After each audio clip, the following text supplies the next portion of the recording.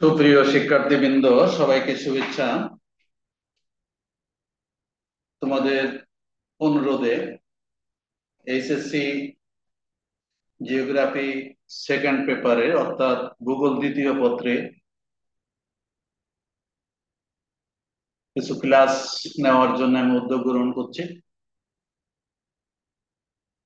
এটা হচ্ছে first chapter অর্থাৎ প্রথম অধ্যায়, যেটা হিউম্যান জিওগ্রাফি বা মানব ভূগোল বিষয়বস্তু।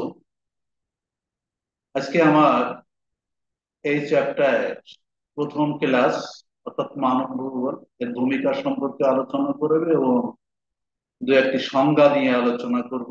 প্রেজেন্টেশন অন, নিচে আমার ছবি সহ নাম লেখা আছে। এটা আমার ইউটিউব চ্যানেলটা সাবস্ক্রাইব করে আহ্বান জানিয়ে ক্লাসটা শুরু করতে যাচ্ছি।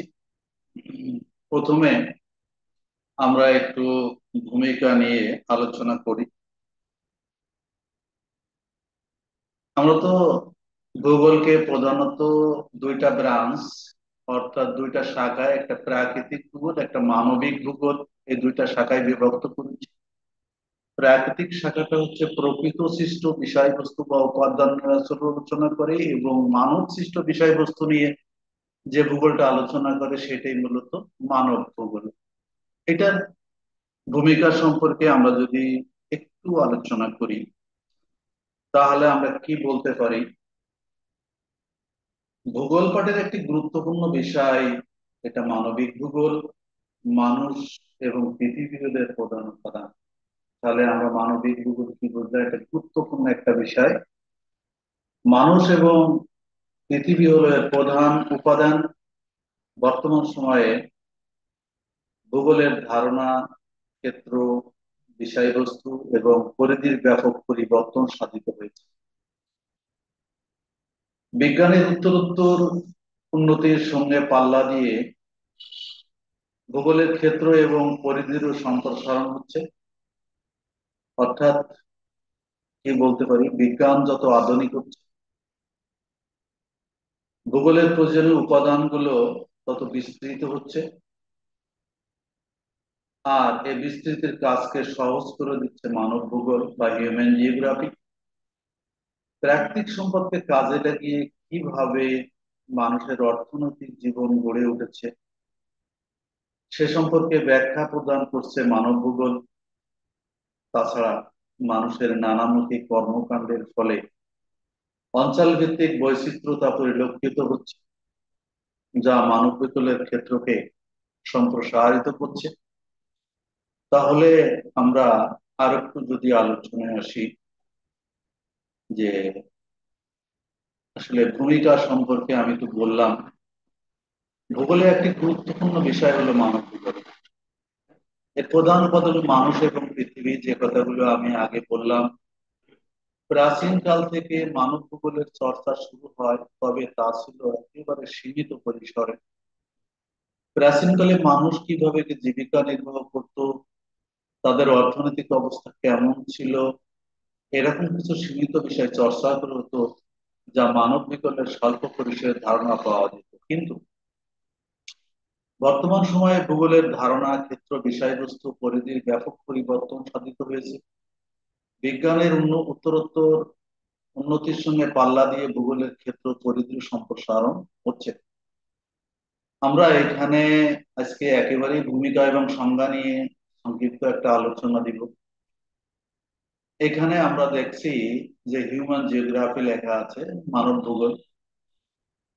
এটা জিওলজিক্যাল সায়েন্স, তারপরে remote sensing GIS, demography, economics, sociology, anthropology, তারপর হচ্ছে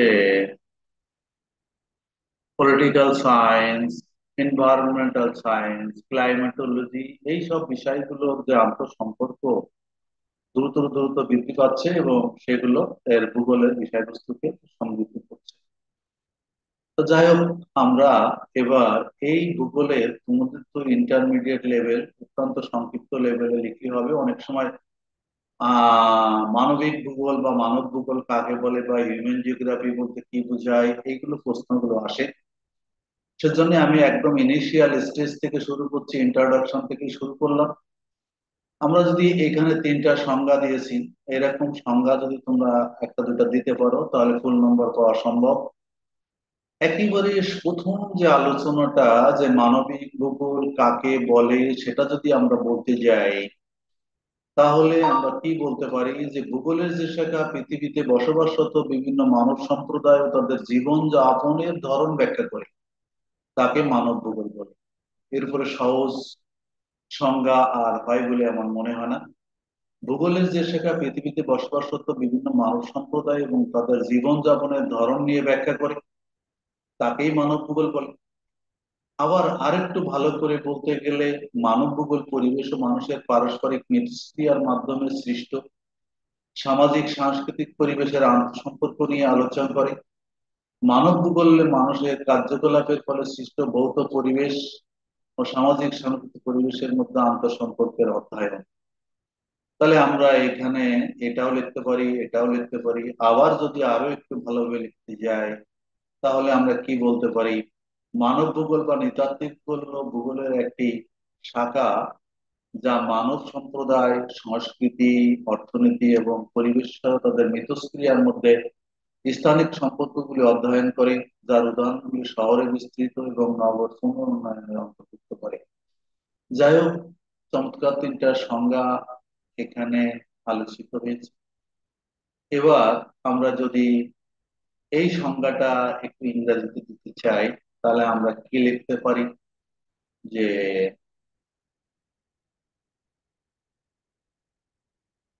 human geography is the branch of geography that deals with the study of people and their communities, cultures, economies, and interaction with the environment by studying their relations with and across space and place।